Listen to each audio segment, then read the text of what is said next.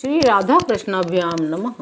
भगवान श्री कृष्ण की कथाओं का आश्रय लेने वाले भक्तजनों, मैं संध्या रानी महात्मा वेद व्यास जी एवं गुरुजनों की आज्ञा से श्रीमद् भागवत महापुराण के 9वें स्कंद के 4थे अध्याय को प्रारंभ करती हूँ। अध्याय 4, नाभाग और अम्बरीश की कथा। श्री सुखदेव जी कहते हैं, परीक्षित, मनुपुत्र नभग का पुत्र था नाभाग। जब वह दीर्घ काल तक ब्रह्मचर्य का पालन करके लौटा, तब बड़े भाइयों ने अपने से छोटे किंतु विद्वान भाई को हिस्से में केवल पिता को ही दे दिया। उसने अपने भाइयों से पूछा, भाइयों, आप लोगों ने मुझे हिस्से में क्या दिया है? तब उन भाइयों ने उत्तर दिया, हम तुम्हारे हिस्से में पिताजी को ही तुम्हें देते हैं। तब उसने पिता से अपने जाकर कहा, पिताजी, मेरे बड़े भाइयों ने हिस्से में मेरे लिए आपको ही दिया है। पिता ने कहा, बेटा, तुम उनकी बात न मानो। देखो, ये बड़े बुद्धिमान आंगिरस गोत्र के ब्राह्मण इस समय एक बहुत बड़ा यज्ञ कर रहे हैं। वे ब्राह्मण प्रत्येक छठे दिन अपने कर्म में भूल कर बैठते हैं। तुम उन महात्माओं के पास जाकर उन्हें वैश्वदेव संबंधी 2 सूक्त बतला दो। जब वे स्वर्ग जाने लगेंगे, तब यज्ञ से बचा हुआ सारा धन तुम्हें दे देंगे, इसलिए अब तुम उन्हीं के पास जाओ। उसने अपने पिता की आज्ञा अनुसार वैसा ही किया। उन आंगिरस गोत्री ब्राह्मणों ने यज्ञ का बचा हुआ धन उसे दे दिया और वे स्वर्ग में चले गए। जब नाभाग उस धन को लेने गया, तब उत्तर दिशा से एक काले रंग का पुरुष आया। उसने कहा, इस यज्ञ भूमि में जो कुछ बचा हुआ है वह सब धन मेरा है। नाभाग ने कहा, ऋषियों ने यह धन मुझे दिया है, इसलिए मेरा है। इस पर उस पुरुष ने कहा, हमारे विवाद के विषय में तुम्हारे पिता से ही प्रश्न किया जाए। तब नाभाग ने जाकर पिता से पूछा। तब पिता ने कहा, एक बार दक्ष प्रजापति के यज्ञ में ऋषि लोग यह निश्चय कर चुके हैं कि यज्ञ भूमि में जो कुछ बच रहता है वह सब रुद्रदेव का हिस्सा है, इसलिए वह धन तो महादेव जी को ही मिलना चाहिए। नाभाग ने जाकर उन काले रंग के पुरुष रुद्र भगवान को प्रणाम किया और कहा, प्रभु, यज्ञ भूमि की सभी वस्तुएं आपकी ही हैं। मेरे पिता ने ऐसा कहा है, मुझसे अपराध हुआ है, मैं सिर झुकाकर आपसे क्षमा मांगता हूँ। तब भगवान रुद्र ने कहा, तुम्हारे पिता ने धर्म के अनुकूल निर्णय दिया है। तुमने भी मुझसे सत्य ही कहा है। तुम वेदों का अर्थ तो पहले से ही जानते हो। अब मैं तुम्हें सनातन ब्रह्म तत्व का ज्ञान देता हूँ। यहाँ यज्ञ में बचा हुआ मेरा जो अंश है, यह धन भी मैं तुम्हें ही दे रहा हूँ। तुम इसे स्वीकार करो। इतना कहकर सत्य प्रेमी भगवान रुद्र अंतर्ध्यान हो गए। जो मनुष्य प्रातः और सायंकाल एकाग्र चित्त से इस आख्यान का स्मरण करता है, वह प्रतिभाशाली एवं वेदज्ञ तो होता ही है, साथ ही अपने स्वरूप को भी जान लेता है। नाभाग के पुत्र हुए अम्बरीश, वे भगवान के बड़े प्रेमी एवं उदार धर्मात्मा थे। जो ब्रह्म शाप कभी कहीं रोका नहीं जा सका, वह भी अम्बरीश का स्पर्श न कर सका। राजा परीक्षित ने पूछा, भगवान, मैं परम ज्ञानी राजा अम्बरीश का वह चरित्र सुनना चाहता हूँ। श्री सुखदेव जी ने कहा, परीक्षित, अम्बरीश बड़े भाग्यवान थे। पृथ्वी के 7 द्वीप, अचल संपत्ति और अतुलनीय ऐश्वर्य उनको प्राप्त था। यद्यपि ये सब साधारण मनुष्यों के लिए अत्यंत दुर्लभ वस्तुएं हैं, फिर भी वे इन्हें स्वप्न तुल्य समझते थे। भगवान श्री कृष्ण में और उनके प्रेमी साधुओं में उनका परम प्रेम था। उस प्रेम के प्राप्त हो जाने पर तो ये सारा विश्व और इसकी समस्त संपत्तियां मिट्टी के ढेले के समान जान पड़ती हैं। उन्होंने अपने मन को श्री कृष्ण चंद्र के चरणारविंद युगल में, वाणी को भगवत गुण अनुवाद वर्णन में, हाथों को श्री हरि मंदिर के मार्जन सेवन में, अपने कानों को भगवान अच्युत की मंगलमय कथा के श्रवण में लगा रखा था। अम्बरीश के पैर भगवान के क्षेत्र आदि की पैदल यात्रा करने में ही लगे रहते थे। वे सिर से भगवान श्री कृष्ण के चरण कमलों की वंदना किया करते थे। इस प्रकार उन्होंने अपने सारे कर्म, यज्ञ, पुरुष, इंद्रियातीत भगवान श्री कृष्ण के प्रति उन्हें सर्वात्मा सर्वस्वरूप समझकर समर्पित कर दिए थे। भगवत भक्त ब्राह्मणों की आज्ञा के अनुसार वे इस पृथ्वी का शासन करते थे। उनकी प्रजा महात्माओं के द्वारा गाए हुए भगवान के उत्तम चरित्रों का किसी समय बड़े प्रेम से श्रवण करती, किसी समय उनका गान करती। इस प्रकार उनके राज्य के मनुष्य देवताओं के अत्यंत प्यारे स्वर्ग की भी इच्छा नहीं करते। राजा अम्बरीश इस प्रकार तपस्या के युक्त भक्ति योग, प्रजा पालन रूपी स्वधर्म के द्वारा भगवान को प्रसन्न करने लगे। धीरे धीरे उन्होंने सब प्रकार की आसक्तियों का परित्याग कर दिया।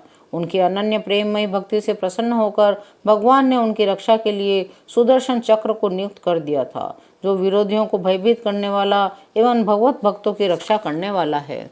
राजा अम्बरीश की पत्नी भी उन्हीं के समान धर्मशील, संसार से विरक्त एवं भक्ति परायणा थी। एक बार उन्होंने अपनी पत्नी के साथ भगवान श्री कृष्ण की आराधना करने के लिए 1 वर्ष तक द्वादशी प्रधान एकादशी व्रत करने का नियम ग्रहण किया।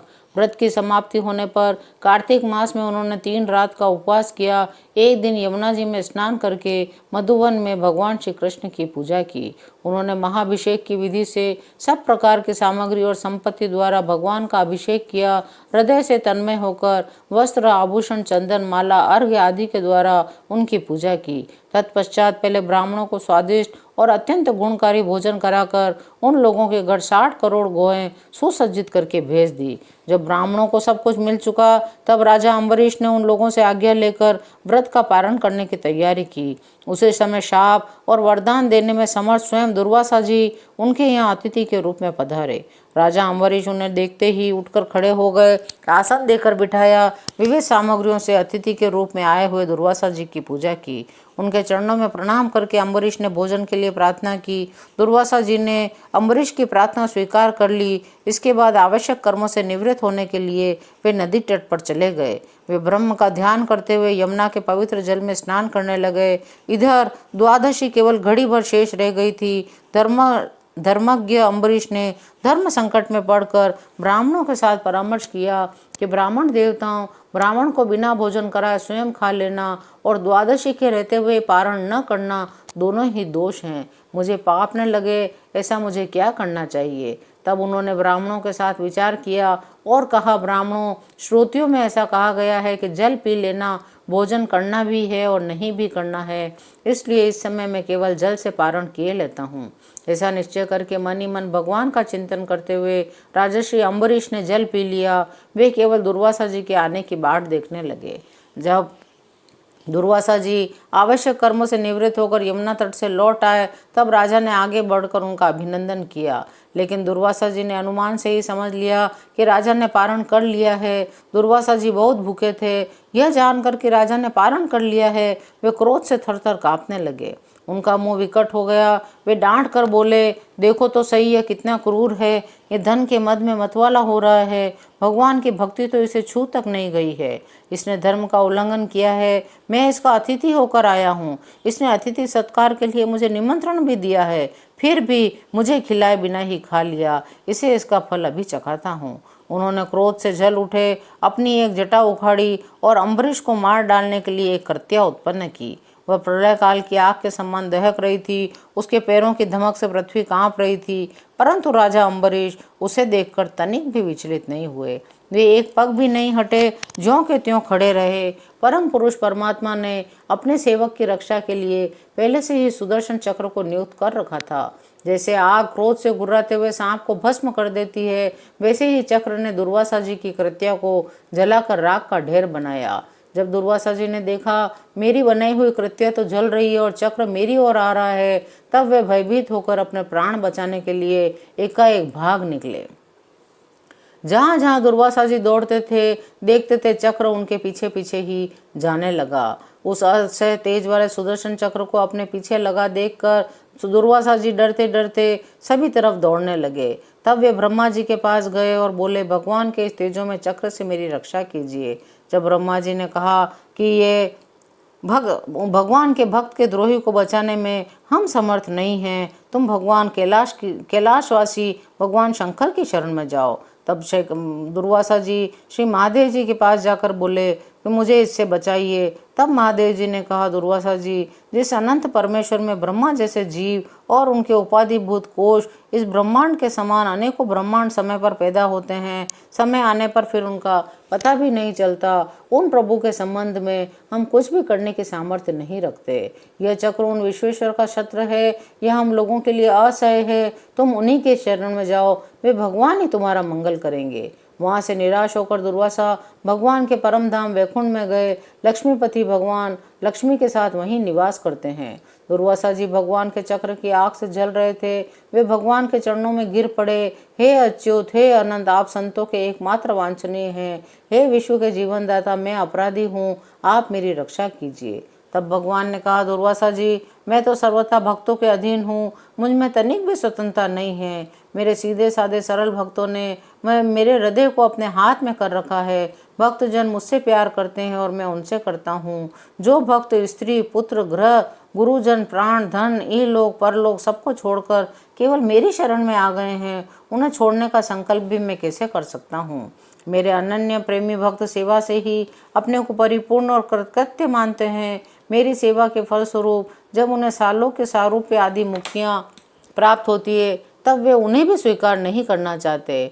अब तुम ऐसा करो दुर्वासा जी, मेरे प्रेमी भक्त तो मेरे हृदय हैं, मैं उन प्रेमी भक्तों का हृदय हूँ। वे मेरे अतिरिक्त और कुछ नहीं जानते, मैं उनके अतिरिक्त कुछ भी नहीं जानता हूँ। मैं आपको एक उपाय बताता हूँ जिसका अनिष्ट करने से आपको इस विपत्ति में पड़ना पड़ा है। अब आप उसी मेरे भक्त के पास जाइए। निरपराध साधुओं के अनिष्ट की चेष्टा से अनिष्ट करने वाले का ही अमंगल होता है। ब्राह्मणों के लिए तपस्या और विद्या परम कल्याण के साधन हैं, परंतु यदि ब्राह्मण उद्दंड और अन्याय हो जाए तो वे ही दोनों उल्टा फल देने लगते हैं। दुर्वासा जी, आपका कल्याण हो। आप नाभाग नंदन परम भाग्यशाली राजा अम्बरीश के पास जाइए और उनसे क्षमा मांगिए, तभी आपको परम शांति मिलेगी। चौथा अध्याय यहीं विराम लेता है। शेष अगले अंकों में। जय श्री कृष्ण।